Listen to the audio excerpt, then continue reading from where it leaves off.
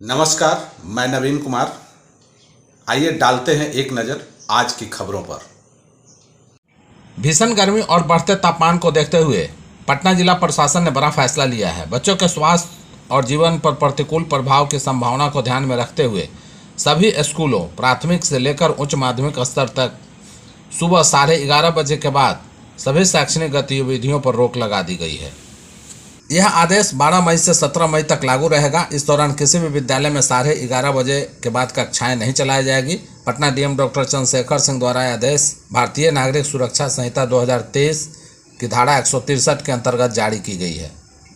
मखाना और चाय की प्रोसेसिंग में 350 करोड़ का होगा निवेश, 7,000 लोगों को मिलेगा रोजगार। राज्य सरकार मखाना, फल, सब्जियां, शहद, आयुर्वेदिक और सुगंधित पौधे, मक्का, चाय बीज की प्रोसेसिंग यूनिट के लिए 350 करोड़ रुपए का निवेश करेगी। राज्य भर में लगभग 270 प्रोसेसिंग यूनिट लगाई जाएगी। इससे बिहार के लगभग 7,465 लोगों को रोजगार मिलेगा। लाभुकों को प्रोसेसिंग यूनिट लगाने के लिए सरकार सब्सिडी देगी। 350 करोड़ में 70 करोड़ रुपए सरकार सब्सिडी के रूप में लाभुकों को देगी। 25 लाख से 5 करोड़ रुपए तक के प्रोसेसिंग यूनिट लगाने के लिए दिए जाएंगे। बिहार कृषि निवेश प्रोत्साहन नीति के तहत ये योजना चलाई जाएगी। बिहार शिक्षा विभाग का ऐलान, गर्मी की छुट्टी में गणितीय समर कैंप, मास्टर साहब की छुट्टी होगी रद्द। बिहार शिक्षा विभाग ने एक बड़ा फैसला लिया है। गर्मी की छुट्टियों में कक्षा 5 और 6 के बच्चों के लिए समर कैंप लगाए जाएंगे। इसे लेकर शिक्षकों में चिंता है कि उनकी गर्मी की छुट्टियां रद्द हो जाएगी, लेकिन शिक्षा विभाग ने साफ कर दिया कि समर कैंप स्वयंसेवक चलाएंगे।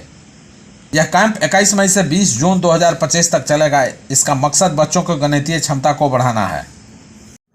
भारत पाक तनाव को लेकर पटना एयरपोर्ट से 15 मई तक रद्द रहेगी फ्लाइट। पटना से चंडीगढ़, हिंडन और भुवनेश्वर की एक उड़ान 15 मई तक रद्द रहेगी। भारत पाकिस्तान के बीच तनाव की स्थिति के बीच इन उड़ानों को 10 मई के लिए रद्द कर दिया गया था। टिकट बुकिंग ऐप पर भी फिलहाल 15 मई तक विमानों में बुकिंग का विकल्प नहीं है। 15 मई तक रद्द विमानों में चंडीगढ़, पटना, भुवनेश्वर, चंडीगढ़, पटना, भुवनेश्वर और एयर इंडिया एक्सप्रेस की कोलकाता, पटना, हिंडन रद्द रही। पटना के सड़कों पर अब दिखेगी पिंक बस।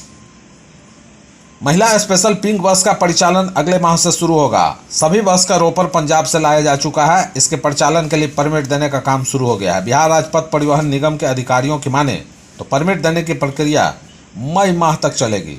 इसके बाद जून के दूसरे सप्ताह में पिंक बस का परिचालन शुरू कर दिया जाएगा। वर्तमान में पिंक बस राज्य के 4 शहरों में चलेगी। इसमें पटना में 10 बस का परिचालन होगा। इसके अलावा शेष 10 बसों का परिचालन भागलपुर, मुजफ्फरपुर और पूर्णिया में होगा। ऑपरेशन सिंदूर से भारत ने पाकिस्तान की कमर तोड़ दी। कई आतंकी ठिकानों पर हमले करके 100 से ज़्यादा आतंकवादियों को ढेर किया गया। इस पूरे ऑपरेशन से भारत ने 3 बड़े लक्ष्य हासिल किए, जिसमें सैन्य, राजनीतिक और मनोवैज्ञानिक लक्ष्य शामिल हैं। सैन्य लक्ष्य के तहत पीएम मोदी ने कहा था कि मिट्टी में मिला देंगे और फिर बहावलपुर, मुरीद के और मुजफ्फराबाद में जैश और लश्कर के आतंकी कैंपों को मिट्टी में मिला दिया गया। भारत ने जो दूसरा लक्ष्य हासिल किया वह राजनीतिक है। सिंधु जल संधि सीमा पार आतंकवाद से जुड़ी है। जब तक सीमा पार से आतंकवाद बंद नहीं हो जाता तब तक यह स्थगित रहेगी। वहीं तीसरा लक्ष्य मनोवैज्ञानिक है, जो कि घुस के मारेंगे है और इसके तहत भारत ने पाकिस्तान के दिल में गहरी चोट पहुंचाई है। भारतीय सेना का ऑपरेशन पूरी तरह से सफल रहा है। पाकिस्तान कुछ करेगा तो मिलेगा और खतरनाक जवाब। भारत पाकिस्तान तनाव के बीच प्रधानमंत्री नरेंद्र मोदी ने अमेरिका के उपराष्ट्रपति जेडी वेंस से साफ तौर पर कहा था कि अगर पाकिस्तान कोई हरकत करता है तो भारत का जवाब पहले से भी ज़्यादा तेज और ख़तरनाक होगा। बताया जा रहा है कि उसी रात पाकिस्तान ने भारत के खिलाफ 26 ठिकानों पर हमला किया, जिसका भारत ने बेहद जोरदार जवाब दिया। ये जानकारी अमेरिका की ओर से दी गई। अमेरिका एजेंसियों का आकलन है कि भारत पाक के बीच का तनाव कभी भी पूरी जंग में बदल सकती है। वहीं जब भारत और पाकिस्तान के बीच तनाव ज़्यादा बढ़ गया तो वेंस की ओर से हस्तक्षेप उस बयान के बाद आया, जिसमें उन्होंने कहा कि भारत पाक संघर्ष अमेरिका का मामला नहीं है, लेकिन हालात बिगड़ते देख अमेरिका ने स्थिति संभालने की कोशिश की। फिलहाल दोनों देशों के बीच सीज फायर जारी है, मगर सीमा पर तनाव बना हुआ है। पटना के LIC बिल्डिंग में लगी भीषण आग, भारी नुकसान की आशंका। राजधानी पटना के एग्जीबिशन रोड स्थित LIC बिल्डिंग में भीषण अगलगी की घटना हुई है। अगलगी की घटना से मौके पर अफरा तफरी का माहौल कायम हो गया। आनन फानन में घटना की जानकारी फायर ब्रिगेड की टीम को दी गई। मौके पर पहुंची फायर ब्रिगेड की टीम ने घंटों मशक्कत के बाद आग पर काबू पाया। जानकारी के अनुसार आग LIC के सर्वर रूम से लगी है। इस अगलगी की घटना में भारी नुकसान होने की संभावना जताई जा रही है।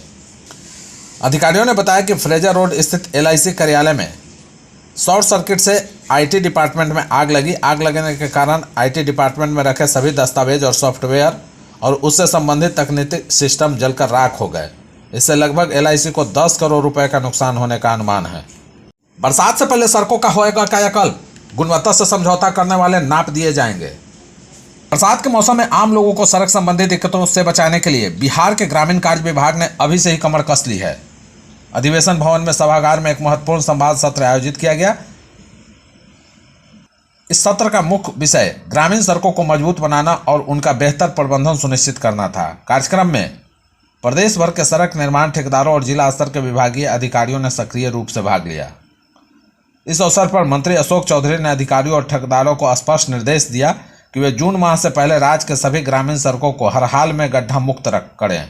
उन्होंने सड़क निर्माण कार्यों की गुणवत्ता पर विशेष जोर देते हुए कहा कि किसी भी प्रकार की लापरवाही या निर्धारित समय सीमा का उल्लंघन बर्दाश्त नहीं किया जाएगा। बिहार में किसानों के लिए बड़ी खुशखबरी। बिहार के डिप्टी CM सह कृषि मंत्री विजय कुमार सिन्हा ने कहा कि बिहार सरकार किसानों की आय वृद्धि, जल संरक्षण और फसल उत्पादकता में सुधार हेतु निरंतर आधुनिक कृषि तकनीकों को बढ़ावा दे रही है। इसी क्रम में plastic, jute, agro textile mulch अवयव के उपयोग को राज्य के सभी जिलों में लागू किए जाने का प्रस्ताव तैयार किया गया है। इस योजना के अंतर्गत प्लास्टिक मल्च को अपनाने हेतु किसानों को 40,000 रुपये प्रति हेक्टेयर की एकमुश्त इकाई लागत पर 50% सहायता दिए जाने का प्रावधान है।